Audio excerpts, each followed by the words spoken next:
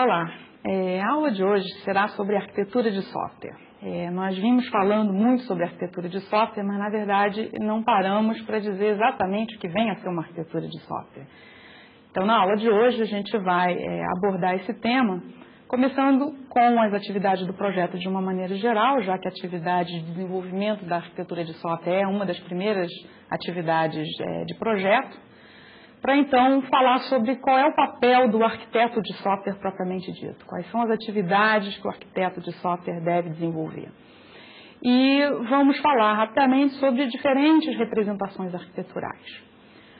Colocaremos alguns exercícios para vocês fixarem os conceitos e passaremos para as bibliografias. Bom, a atividade do projeto ela se divide em duas etapas. Uma que a gente costuma chamar de projeto preliminar e a outra que seria o projeto detalhado. É justamente no projeto preliminar que a gente desenvolve uma primeira visão da arquitetura. É nessa atividade que a gente vai construir, então, o que seriam os elementos que vão formar o sistema que vai ser desenvolvido. Já no projeto detalhado, a gente então refinaria essa arquitetura, detalharia os componentes, os elementos que formam a arquitetura, para então adicionar detalhes cada vez mais próximos do que vai ser de fato implementado. Portanto, nós vamos nos concentrar na primeira das atividades, né? O projeto arquitetural, que é o que a gente chama, ele vai então definir quais são os principais elementos que vão formar o sistema. Não só os elementos, mas as interações que ocorrem entre eles. Como projeto também, como atividade de projeto, a gente pode projetar já a interface do sistema, né, que seriam as características da interação entre o sistema e o meio externo. Já o projeto lógico estaria abordando características de processamento das informações manipuladas pelo sistema. Nota que são várias visões sobre o mesmo projeto, sobre a mesma arquitetura. E o projeto de dados seria a parte da organização dos dados, propriamente dito, da armazenagem e da recuperação das informações. A figurinha ajuda um pouco a gente perceber, né, que em qualquer dessas visões do projeto que a gente acabou de falar, seja visão arquitetural, de interface, lógica ou de dados, a gente vai ter sempre essas duas atividades. Uma atividade que a gente está chamando de projeto preliminar, ou seja, vai ter sempre uma visão geral, mais abstrata do que vai ser construído, para então detalhar mais numa segunda etapa, onde a gente chamaria de projeto detalhado.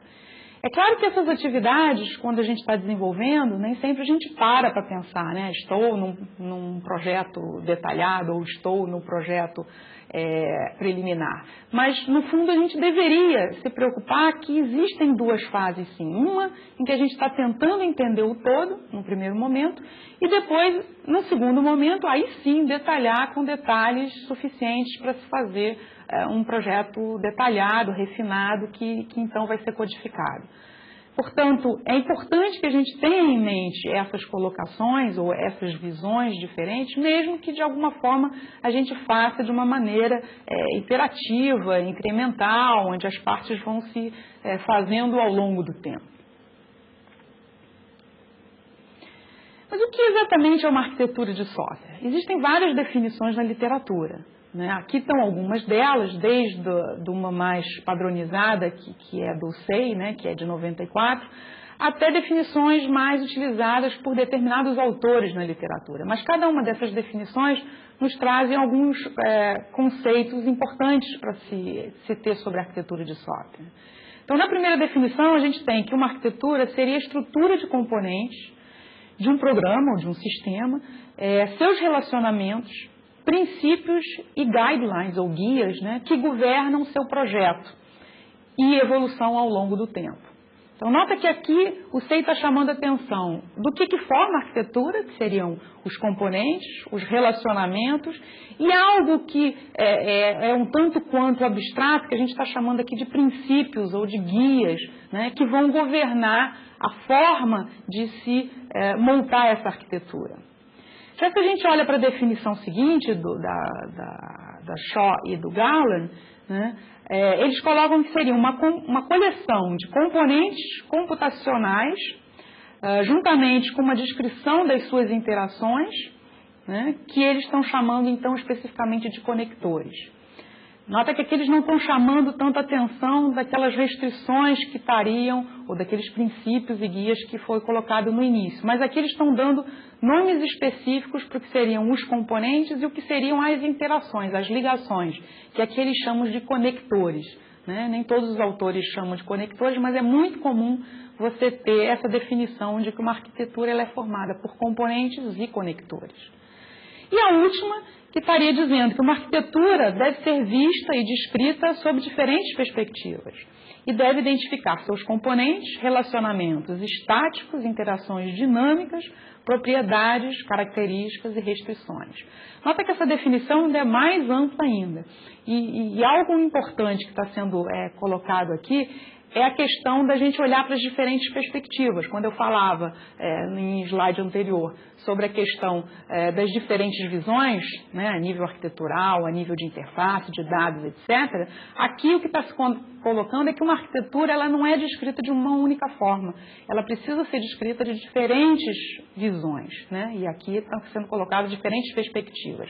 E, além disso, coloca-se a questão do relacionamento não só estático entre os componentes, mas um relacionamento, uma interação dinâmica entre eles, que também é muito importante, né? Às vezes você vê ou projeta ou desenha uma arquitetura priorizando principalmente os aspectos estáticos e deixa de olhar que existe uma dinâmica que está ali por trás, onde aqueles componentes vão estar interagindo. Então é muito importante você caracterizar isso, se não de uma forma gráfica, pelo menos de uma forma textual, que você descreva isso no documento arquitetural, né? Então a Penedo e o Riddle estão chamando a atenção para essas questões, além de propriedades, características e restrições que toda arquitetura de software traz com ela.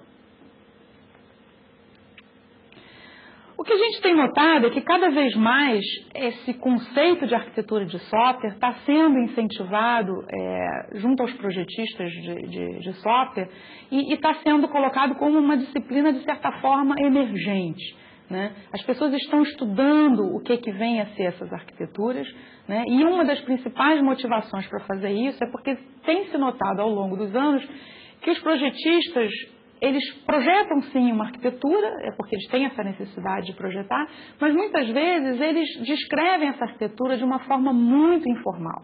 Normalmente você tem caixinhas e setas sem semântica alguma determinada, né, que dão uma visão geral da arquitetura, mas que não é propriamente a arquitetura do sistema. Então, em função desse nível, desse grau de informalidade, se preocupou em cada vez mais se formalizar o que seria esse conceito de arquitetura.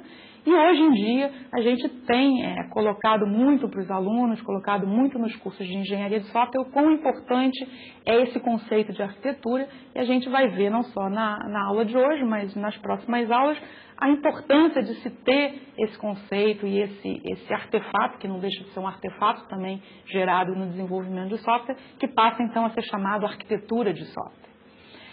Como antecedentes, né, a essa ideia, a essa disciplina de arquitetura de software, vários autores já vinham falando na importância dessa organização, desses elementos que formam o seu software, né? Desde 68, lá de Jasper, já colocava toda a questão da estruturação de programas. Nota que ele lá estava preocupado com o código propriamente dito, né, e a organização que o código tinha. Depois, mais tarde, em 76, Parnas fala muito sobre a ideia, o conceito de tipos abstratos de dados, né, que é você poder ter o dado e a manipulação do dado como uma entidade propriamente dita, que ele chamava então tipos abstratos de dados.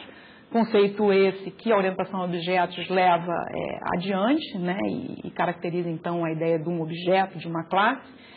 E mais tarde também, quer dizer, um pouco na mesma época aí do Parnas, né, o De Renner e o Cron colocam a ideia de uma linguagem especificamente voltada para a interconexão de módulos, né. Essa linguagem, quer dizer, chamadas MILs, né, muita gente sequer ouviu falar nelas, mas no fundo era toda a proposta de você não focar num primeiro momento, na questão do detalhe do algoritmo, por exemplo, dentro de um módulo, mas você poder, de alguma forma, especificar como é que esses módulos interagem, como é que eles são construídos, como é que eles devem montar a arquitetura do seu programa. Né? Então, essas linguagens Model Interconnection Languages mostravam já a necessidade que a gente tinha de olhar para o que hoje a gente chama que seria arquitetura. Na época dos módulos, era uma arquitetura bastante hierárquica, né? Você tinha o programa principal, tinha as subrotinas, né? Agora a gente já percebe que o tipo de software e sistemas que a gente está fazendo não obedecem necessariamente a esse tipo de arquitetura hierárquica, mas começam a aparecer outros tipos de arquitetura, que é o que a gente começa a chamar de estilos arquiteturais, que a gente vai ver em detalhe na próxima aula especificamente. Portanto, a ideia de arquitetura de software passa a ser a base para se fazer um projeto arquitetural. Que benefícios a gente tem ao trazer em mente ou trazer em destaque esse conceito de arquitetura de software? Bom, o tempo inteiro no curso a gente tem falado muito da dificuldade de gerenciar a complexidade. A gente lida com o desenvolvimento de software com diferentes níveis de abstração que, se a gente não conseguir organizar de forma que outras pessoas, que não só a gente, entendam, né, a gente não vai conseguir ter um desenvolvimento de software de sucesso.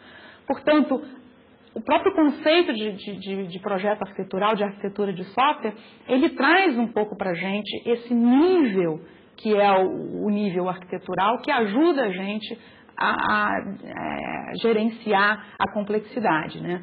Fora outro aspecto que a gente tem falado muito, a possibilidade de comunicação entre os diferentes desenvolvedores. A gente não quer desenvolver um software só para a gente não quer documentar algo que só a gente vai ser capaz de mexer. A gente quer que diversas pessoas de diferentes categorias, né, como outros desenvolvedores, os próprios clientes e gerentes de software, possam olhar para aquilo e entender da mesma forma que eu quando criei, né? Então, a possibilidade de você ter essa arquitetura bem definida, bem especificada, vai apoiar essa comunicação, né? Da mesma forma que vai ajudar a gente a fazer reutilização.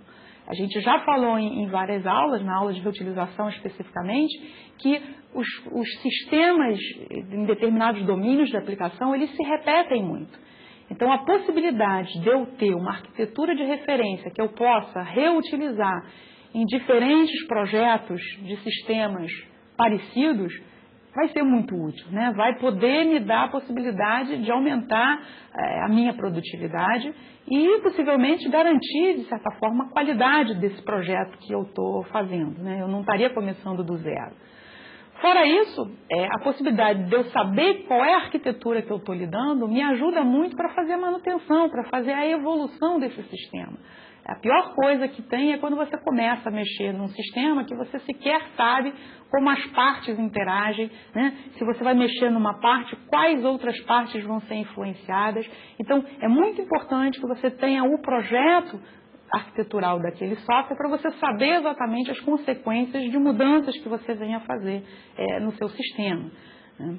Fora isso, o conceito de arquitetura de software abre uma série de oportunidades que no passado a gente sequer podia pensar em fazer, né? Que é um pouco verificar, a priori, antes mesmo de construir o software, um pouco a consistência do que eu estou querendo construir, né? Quando a gente vinha falando nas aulas iniciais que a modelagem era algo importante, porque me ajudava a perceber o meu mundo, independente do nível de detalhe que eu estava atuando, a arquitetura de software está fazendo esse papel aqui, né? Ela está me mostrando as partes que vão ter que interagir e possivelmente até daqui para frente, ainda não é uma realidade, mas já tem pesquisas nessa área, que a gente possa até simular para ver se essas partes juntas vão funcionar, né? Antes mesmo de sair para codificar.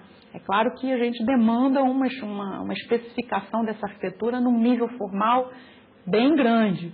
E por isso que hoje a gente ainda não está fazendo isso. Mas eu poder analisar quais são os atributos de qualidade que o meu software poderá vir a trazer antes de construí-lo, né, só por entender que determinadas arquiteturas elas são melhores para fazer manutenção, ou outras arquiteturas elas tendem a trazer um maior desempenho, né, eu só de olhar para essas características eu vou poder prever, né, quais são as características de qualidade que o meu software vai ter depois de pronto.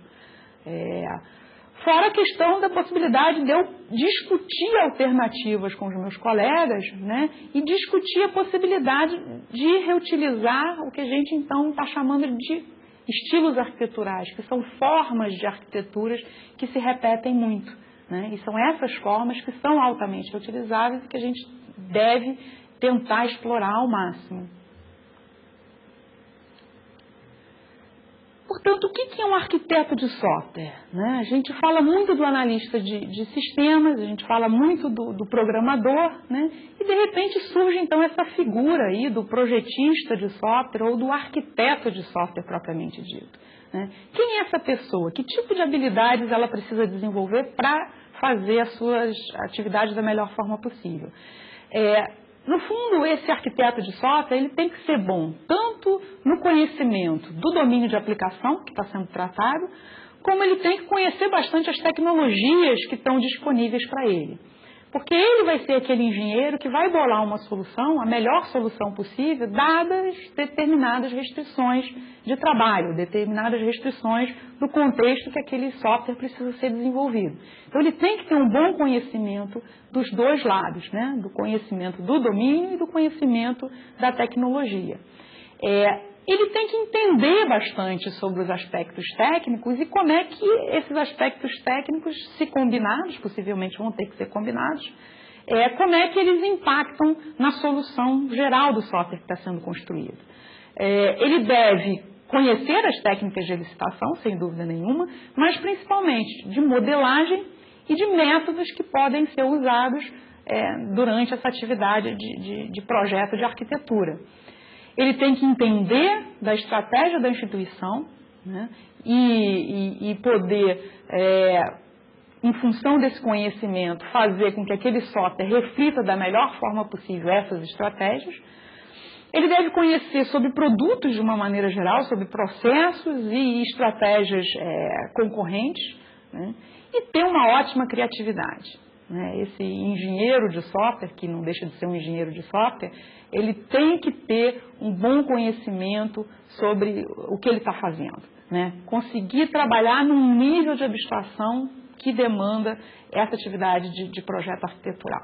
Portanto, não é uma pessoa recém-saída da academia ou que tenha a vida toda trabalhado somente numa área, mas alguém que tenha uma certa vivência e que tenha uma certa flexibilidade, né, dos seus próprios conhecimentos para poder aplicar da melhor forma possível esse conceito de arquitetura de software. Agora, o que ele vai fazer propriamente dito? Ele vai modelar, né, de uma maneira geral, ele vai fazer as atividades que a gente já vem descrevendo e detalhando ao longo dessas aulas todas. Agora, ele precisa fazer muita análise de compromisso e viabilidade, né? Se uma das preocupações do arquiteto é trazer uma arquitetura de boa qualidade, e qualidade essa é certamente variável, né? O que você chama de qualidade? Ter qualidade é ter um software manutenível, qualidade é ter um software com bom desempenho, né?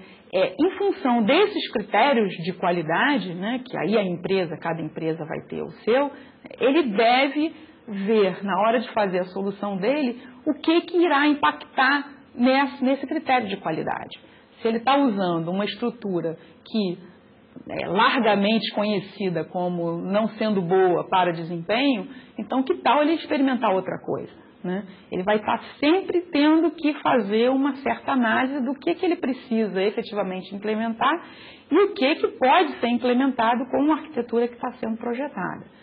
Ele pode e deve prototipar, né, o software, desenvolvimento de software de uma maneira geral, principalmente nesse curso, a gente está chamando a atenção da importância de você fazer as coisas tendo segurança que você está indo pelo caminho certo. Então, a prototipagem te ajuda a fazer muito isso. Você pode, sempre que possível, simular, se você tiver ferramentas que te apoiem essa simulação, como eu vinha falando, né, numa situação ideal, eu deveria poder modelar simplesmente essa arquitetura e saber se o meu software, no final, vai ter o desempenho esperado, né? Claro que isso ainda é um ideal, mas já existem algumas poucas ferramentas que nos apoiam a fazer esse tipo de atividade. E ele deve realizar o quanto mais experimentos possíveis, melhor. Ele deve, da mesma forma que a prototipação, ele vai experimentando soluções, né, arquiteturais, que ele está no nível arquitetural, para ver se essas soluções dizem respeito ao atributo de qualidade que ele está querendo atingir. E ele deve ser uma pessoa um tanto quanto aberta, né, para as novas tecnologias e, portanto, está sempre analisando tendências e possibilidades tecnológicas diferentes das que vêm sendo aplicadas no passado, né. E, normalmente, essa figura, né, essa pessoa, esse papel de arquiteto de software, tende a ser um ponto de partida para muita gente em volta da equipe. Um bom arquiteto de software, ele tende a ter um conhecimento tão grande, tão profundo sobre o desenvolvimento de software, que as pessoas mais novas tendem a contactá-lo sempre que elas estão com algum problema, alguma dificuldade. Então, eles passam a ser quase que um pivô ali de irradiação de conhecimento para os demais componentes da equipe. Bom, nós vimos que o conceito de arquitetura de software é algo extremamente abstrato. Portanto, a gente precisa conhecer algumas formas de dar forma a esse conceito abstrato, né, a concretizá-lo. Eu já vinha dizendo que na maior parte dos projetos, hoje em dia, o que se faz é que a gente chama de diagramas de caixas e linhas, né? Que é uma figurinha onde as pessoas mostram, olha, aqui está o meu banco de dados, aqui está meu sistema, eles interagem dessa forma, tem um outro sistema aqui que pega informações, e aí você tem um texto descrevendo algumas interações, mas como eu disse, são caracterizações um tanto quanto informais, né? E nós precisaríamos cada vez mais formalizar um pouco esse conceito. Então, já há na literatura a proposta de se desenvolver diagramas, chamados diagramas de componentes e conectores. A própria UML 2.0, né, a versão mais recente, traz um diagrama específico onde você pode descrever os componentes da sua arquitetura e as conexões que eles têm uns com os outros, né. Indo num lado mais extremo, a gente tem as especificações formais, que são, de fato, um formalismo matemático, algébrico, bem mais elaborado, que hoje em dia não é ainda uma realidade, na medida em que é difícil você encontrar profissionais que tenham esse conhecimento matemático suficiente para fazer esse tipo de especificações, né? Então, são especificações extremamente complexas. Existem propostas chamadas de linguagens, né? São sentenças específicas que você poderia definir, descrever arquiteturas, são as chamadas ADLs, né? Architectural Definition Languages.